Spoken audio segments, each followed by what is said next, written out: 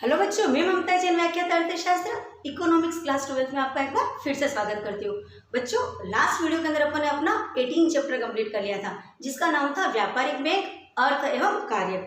और उसके अंदर अपन ने क्या देखा था कि व्यापारिक बैंक क्या है, व्यापारिक बैंक क्या कार्य करते हैं और व्यापारिक बैंक अपने साख का सृजन किस प्रकार करते हैं। जिसमें अपन ने देखा था कि व्यापारिक बैंक क्या करता है, उसके दो मुख्य कार्य होते हैं।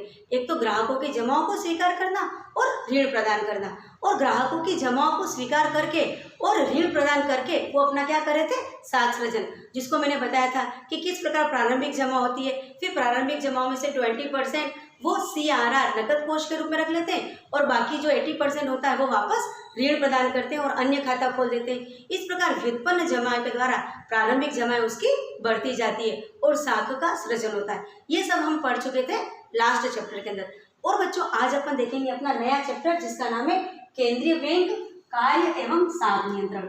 चैप्टर 19 केंद्रीय बैंक कार्य एवं साख नियंत्रण।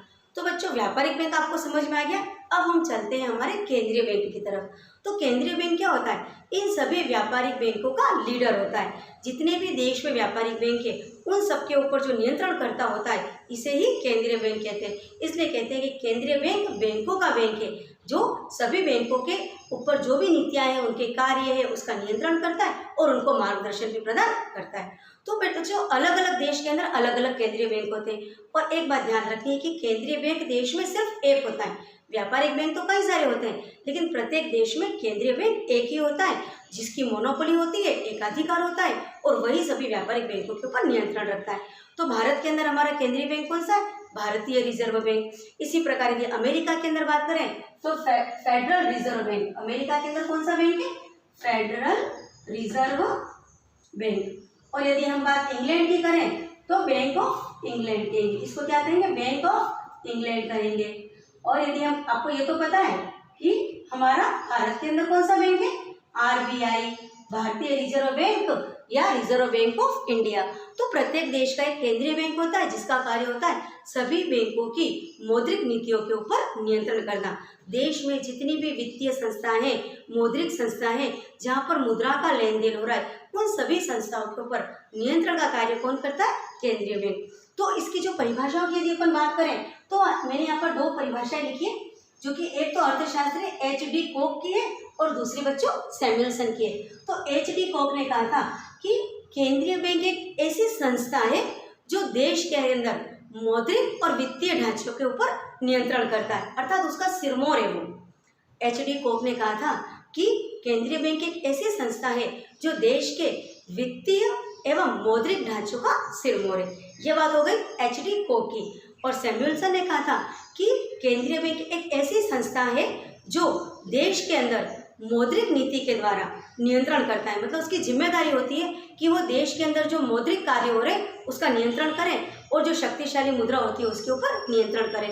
तो इन दोनों परिभाषाओं से और हम ये बात समझें कि केंद्रीय बैंक क्या है, सभी बैंकों का बैंक है जो पूरे देश में सिर्फ एक होता है। प्रत्येक देश का अपना केंद्रीय बैंक होता है और केंद्रीय बैंक का कार्य है कि जितनी भी देश में वित्तीय संस्थाएं हैं, व्यापारिक बैंक है, सभी के कार्यों का नियंत्रण करना, नियमन करना और उनको मार्गदर्शन करना। समय समय पर अपनी नीतियां बनाता है और इन नीतियों को व्यापारिक बैंकों को मानना ही होता है।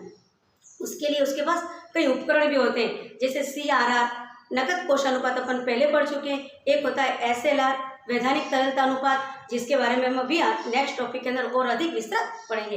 लेकिन अभी इतना जान लीजिए कि केंद्रीय बैंक सभी बैंकों का बैंक है और उसका मुख्य कार्य है कि इन सभी बैंकों के ऊपर नियंत्रण करना।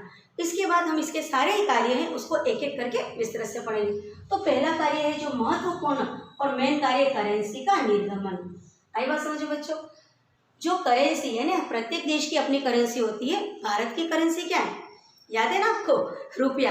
तो जो करेंसी होती है उसका निर्गमन यानी उसको छपाई का कार्य कौन करता है, हमारा केंद्रीय बैंक। तो केंद्रीय बैंक का सबसे पहला और प्रमुख कार्य है नोटों का निर्गमन। और नोटों की छपाई का या नोटों के निर्गमन का कार्य के लिए उसे ऐसा नहीं कि मन मर्जी आए जितने नोट छाप लिए, नहीं बच्चों, उसके लिए भी उसे न्यूनतम कोष प्रणाली का इस्तेमाल करना होता है। यानी उसको नोट की छपाई से पहले उसके पास 200 करोड़ की प्रॉपर्टी होनी चाहिए, जिसमें 150 करोड़ का तो सोना होता है, और 85 करोड़ की विदेशी प्रतिभूतियां होती हैं, उसको वो रिजर्व के रूप में रखने के बाद ही वो नोटों की छपाई कर सकता है। तो केंद्रीय बैंक प्रत्येक देश में एक ही होता है और यही सिर्फ इसके अंदर इसकी मोनोपोली होती है, एकाधिकार होता है, क्योंकि नोटों की छपाई या नोट निर्गमन का जो अधिकार है वो सिर्फ केंद्रीय बैंक को होता है। और दूसरी जो महत्वपूर्ण बात है क्या कि वैधानिक तरीके से जो नोटों की छपाई, ऐसा नहीं कि हमारे पास भी एक मशीन ले आए ऐसे नोट छाप लें तो वो नोट नहीं होंगे, वो नोट नकली कहलाएंगे। क्यों? क्योंकि वैधानिक रूप से मान्य होने चाहिए। तो वैधानिक तरीके से वो नोटों की छपाई करता है और उसके ऊपर गवर्नर के सिग्नेचर भी होते हैं। लेकिन 1 रुपये का जो नोट है बच्चों, वो हमारे भारतीय रिजर्व बैंक उसकी छपाई नहीं करती, उसका निर्गमन वो नहीं करता है। वित्तीय कार्यालय के द्वारा 1 रुपये के नोट का निर्गमन होता है। बाकी सभी तरह के नोट, सभी मुद्रा का जो निर्गमन कहाँ से होता है? हमारे केंद्रीय बैंक के द्वारा। तो केंद्रीय बैंक का प्रमुख और पहला कार्य क्या हो गया? करेंसी का निर्गमन, जिसके अंदर उसकी मोनोपोली है और न्यूनतम कोष प्रणाली को अपनाते हुए वो करेंसी का निर्गमन करता है। केंद्रीय बैंक का दूसरा है बैंकों का बैंक एवं नियंत्रण करता। हम बार बार कह चुके हैं कि केंद्रीय बैंक क्या है? सभी बैंकों का लीडर है। जितने भी व्यापारिक बैंक हैं देश में, जितने भी वित्तीय संस्थाएं, सभी के ऊपर कंट्रोल, नियंत्रण का कार्य करता है हमारा केंद्रीय बैंक। और इसके लिए वो कई तरह की नीतियां बनाता है और नीतियां को उन व्यापारिक बैंकों का मानना होता है। देश के अंदर उसका जो मुख्य उद्देश्य क्या होता है केंद्रीय बैंक का, कि देश में कीमत स्थिर रहे, सुस्थिर आर्थिक विकास हो जाए, सुदृढ़ भुगतान संतुलन है। और उसके लिए क्या करता है? व्यापारिक बैंकों को मनमानी करने से रोकता है। उसके लिए उसके पास उपकरण होते हैं, जैसे CRR, नकद कोषानुपात। अपने जो लास्ट चैप्टर में देखा था कि केंद्रीय बैंक क्या करता है? व्यापारिक बैंकों को कुछ % अपने पास रखने के लिए बाध्य करता है, जिसको कहा था नकद कोषानुपात, ताकि और उस नकद कोषानुपात की दर को कम ज़्यादा कर देता है। जब उसको लगता है कि मुद्रास्फीति की स्थिति हो गई है तो उस दर को बढ़ा देता है, ताकि व्यापारिक बैंक कम से कम ऋण दे पाएंगे। और यदि लगता है कि अब मुद्रा की कमी हो गई, संकुचन हो गया है, ऐसे के अंदर इस दर को वो कम कर देता है, जिससे व्यापारिक बैंकों के पास अधिक पैसा हो जाएगा, क्रेडिट बढ़ जाएगा और वो लोगों को दे सकेगा। तो बच्चों, जो केंद्रीय बैंक है वो बैंकों का बैंक है और नियंत्रण करता है। तो वो क्या करता है? व्यापारिक बैंक की सभी कार्यों के ऊपर नियंत्रण रखता है, ताकि देश में सुस्थिर विकास हो सके, रोजगार प्राप्त हो सके, सुदृढ़ भुगतान संतुलन हो सके और कीमतों में स्थिरता बनी रहे। अब हम तीसरी बात करते हैं, सरकार का बैंकर एवं सलाहकार। बच्चों, हमें यदि किसी भी तरह की वित्तीय संकट होता है तो हम कहाँ जाते हैं? बैंक के पास जाते हैं। और कौन से बैंक के पास जाते हैं? व्यापारिक बैंक के पास। क्योंकि व्यापारिक बैंक के अंदर ही हमारी जो बचतें जमा होती है, और हमें यदि मकान बनाना है, वाहन लेना है, तो हम ऋण भी कहाँ से लेते हैं? व्यापारिक बैंक से लेते हैं। इसी प्रकार बच्चों, हमारा जो देश है, अब देश में तो कितने सारे कार्य होते हैं, कितनी सारी योजनाएं चलती है, तो समय समय पे उसे अपने धन की आवश्यकता होती है। तो सरकार भी जो ऋण कहाँ से लेती है? हमारे इस केंद्रीय बैंक से। तो सरकार को ऋण देने वाला भी कौन होता है? केंद्रीय बैंक। और सरकार के अंदर जो मौद्रिक और राजकोषीय नीतियां होती है उसका निर्धारण भी कौन करता है? केंद्रीय बैंक करता है। इस प्रकार जो केंद्रीय बैंक है वो हमारे सरकार का बैंकर और सलाहकार है।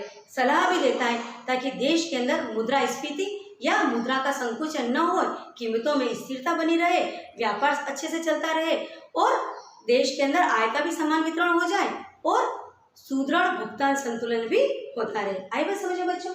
अब जो चौथा कार्य है अंतर्राष्ट्रीय विनिमय कोषों का संरक्षण। बच्चों, अभी तक तो हम अपने राष्ट्र की बात कर रहे थे कि राष्ट्र के अंदर कीमत स्थिरता रहे, भुगतान संतुलन सुदृढ़ रहे, रोजगार का स्तर बना रहे, है ना, सुस्थिर विकास हो। लेकिन केवल हम हमारे देश के अंदर तो व्यापार नहीं करते, प्रत्येक देश अन्य देशों से भी व्यापार करता है। उसे आयात और निर्यात करना होता है। यदि हमें किसी चीज़ की आवश्यकता है तो हम विदेशों से मंगवाते हैं, जिसे आयात करें, और यदि हमारे पास कोई चीज़ एक्स्ट्रा बच गई है तो हम विदेशों को दे देते हैं, जिसे निर्यात कहते हैं। तो जब आयात निर्यात होगा तो मुद्रा का भी तो लेन देन होगा, और जब मुद्रा का लेन देन होगा तो मुद्रा, क्योंकि सभी देशों की मुद्रा सेम तो नहीं है, तो एक मुद्रा को दूसरी मुद्रा से एक्सचेंज करना होगा, विनिमय करना होगा। तो हमारा केंद्रीय बैंक इस अंतर्राष्ट्रीय विनिमय कोषों का भी संरक्षक है कि देश का और दूसरे देश के मध्य जब मुद्रा का जो चेंज होगा, एक्सचेंज होगा, विनिमय होगा, तो उसकी दर क्या होगी, है ना। कभी वो दरों को बढ़ाता है, कभी वो कम करता है। जैसा कि मुद्रा अवमूल्यन चल रहा है या मुद्रा स्फीति चल रही है, क्या चल रहा है, उस पर डिपेंड करता है कि वो इन दरों को कम या अधिक कैसे करता है। जैसे हमारा जो $1, अमेरिका की जो मुद्रा है वो $1 का मूल्य वर्तमान में अप्रोक्स 70 रुपीज़ है। अब ये दर चल रही है। अब यदि देश के अंदर यदि कभी मुद्रास्फीति आ जाए या मुद्रा अवमूल्यन आ जाए तो हमारे देश का जो केंद्रीय बैंक होता है इसको 70 से 65 भी कर सकता है और 70 से 75 रुपया भी कर सकता है। अर्थात अन्य देश की मुद्रा के तुलना में हमारे देश की मुद्रा के मूल्य को कम या अधिक करने का जो कार्य है वो भी कौन करता है? केंद्रीय बैंक करता है, ताकि विदेशों के साथ भी हमारा जो संतुलन है वो अच्छे से बना रहे और देश और अधिक विकास कर सके। तो केंद्रीय बैंक सिर्फ हमारे देश के अंदर ही बैंकों के ऊपर नियंत्रण नहीं करता है, हमारा देश का दूसरे देशों के साथ जो व्यापार हो रहा है, जो अंतर्राष्ट्रीय व्यापार हो रहा है, उसके अंदर की जो नीति का निर्धारण है वो हमारा ये केंद्रीय बैंक करता है। इस प्रकार केंद्रीय बैंक का कार्य हो गया अंतर्राष्ट्रीय विनिमय कोषों का संरक्षण। अगला कार्य है अंतिम ऋणदाता। अब हम लोग कहाँ से ऋण लेते हैं बच्चों? यदि हम ग्राहकों को ऋण की आवश्यकता है तो हम व्यापारिक बैंक से ले रहे हैं, लेकिन यदि समझ लो कि व्यापारिक बैंक के अंदर भी आर्थिक संकट आ जाए, उसको भी यदि पैसों की जरूरत होगी तो वो कहाँ जाता है? केंद्रीय बैंक के पास। तो भारतीय रिजर्व बैंक या जिसको अपन केंद्रीय बैंक है, जो हमारे देश का है भारतीय रिजर्व बैंक, और वैसे होता है केंद्रीय बैंक। तो अभी हम बात कर रहे हैं केंद्रीय बैंक की। तो केंद्रीय बैंक क्या करता है? सभी व्यापारिक बैंक को ऋण प्रदान करता है, सरकार को ऋण प्रदान करता है। जब सब अपने हाथ उठा देते हैं उस वक्त सिर्फ केंद्रीय बैंक ऐसा होता है जो ऋण प्रदान कर सकता है, तो इसको अंतिम ऋणदाता कहते हैं। दूसरा होता है केंद्रीय समाशोधन। बच्चों केंद्रीय समाशोधन, क्योंकि जैसे व्यापारिक बैंक भी समाशोधन, उसके पास एक क्षमता, समाशोधन क्षमता थी, है ना, मतलब इसी प्रकार केंद्रीय बैंक भी क्या होता है? समाशोधन रखता है। अर्थात व्यापारिक बैंकों के मध्य खातों से खातों में पैसों का ट्रांसफर कर देता है। एक बैंक के पास कम यदि साख है, दूसरे के पास अधिक है, और या इसको कम वाले को उस अधिक वाले से यदि साख लेनी है तो केंद्रीय बैंक यहाँ पर समाशोधन का कार्य करता है और एक बैंक के खाते से दूसरे बैंक के खाते में डायरेक्टली पैसों या मुद्रा का लेन देन या हस्तांतरण कर देता है। इस प्रकार बच्चों जो केंद्रीय बैंक है वो समाशोधन का कार्य भी करता है और साथ के अंदर ये व्यापारिक बैंकों के ऊपर नियंत्रण भी रखता है, उनके ऊपर अनुज्ञा पत्र भी जारी कर सकता है। यदि वो गलत करते तो उनके रजिस्ट्रेशन को भी समाप्त करके उनके लाइसेंस को भी बंद कर सकता है। इसलिए व्यापारिक बैंक हमेशा ही एक दबाव में रहते हैं, उन्हें केंद्रीय बैंक की नीतियों को मानना ही होता है, वो अपनी मनमर्जी नहीं कर सकते। और एक जो महत्वपूर्ण जो कार्य था साख का नियमन और नियंत्रण, जैसे मैंने कहा था करेंसी का निर्गमन, उसके साथ होता है साख का नियंत्रण और नियमन। तो जिस प्रकार व्यापारिक बैंक साख का सृजन करता है ना, प्रारंभिक जमा और व्युत्पन्न जमाओं के द्वारा, इसी प्रकार हमारा जो केंद्रीय बैंक है वो भी साख का नियंत्रण और नियमन करता है। अंधाधुंध साख नहीं होता है, और जो साख का सृजन होता है उसका बहुत बड़ा विस्तृत भाग है जो कि हम नेक्स्ट टॉपिक के अंदर पढ़ेंगे कि मात्रात्मक उपाय भी है और गुणात्मक उपाय भी है, लेकिन ये इतना विस्तृत है कि मैं इसको नेक्स्ट वीडियो के अंदर आपको अच्छे से समझाऊंगी। अभी इतना समझ लीजिए कि जो केंद्रीय बैंक है वो साख का नियमन और नियंत्रण भी करता है। तो बच्चों इस तरह हमने देखा कि हमारा जो केंद्रीय बैंक है वो क्या है? बैंकों का बैंक है। प्रत्येक देश में केंद्रीय बैंक होता है जो उसके देश के सभी बैंकों के ऊपर नियंत्रण नियमन करता है, वही नीतियाँ लागू करता है। और साथ में देखा कि अमेरिका में फेडरल रिजर्व बैंक है, इंग्लैंड में बैंक ऑफ इंडिया है, भारत में भारतीय रिजर्व बैंक है, ये केंद्रीय बैंक है। केंद्रीय बैंक के पास मोनोपोली होती है और वो देश के अंदर सुस्थिर आर्थिक विकास, कीमतों में स्थिरता, सुदृढ़ भुगतान संतुलन और रोजगार को बनाए रखने के लिए हमेशा नीतियों में परिवर्तन करता रहता है और ऐसी नीतियाँ लाता है कि देश में सुस्थिर विकास हो सके। तो अपन ने उसकी परिभाषाएं देख ली, उसके कार्य देख लिए, अलग अलग देशों के अंदर कौन से केंद्रीय बैंक है वो देख लिया। अब इसके साथ ही बच्चों मैं अपना ये टॉपिक यहीं पे एंड करती हूँ। तो आप मेरी वीडियो को अच्छे से देख लीजिए, इस पूरे का भी फोटो ले ली, फोटो को आप इसका स्क्रीनशॉट ले लियो और इसको जूम करके अच्छे से देख लीजिए, क्योंकि मैंने यहाँ पर सारी चीज़ें बहुत शॉर्ट में लिख रखी है और वीडियो के बाद में फ़ोटो अपलोड कर रही हूँ जिससे आप अपने नोट्स बना लेना। और अगले वीडियो के अंदर अपन जो इसका जो बाकी जो भाग बच गया वो देखेंगे। तो तब तक के लिए बच्चों थैंक यू।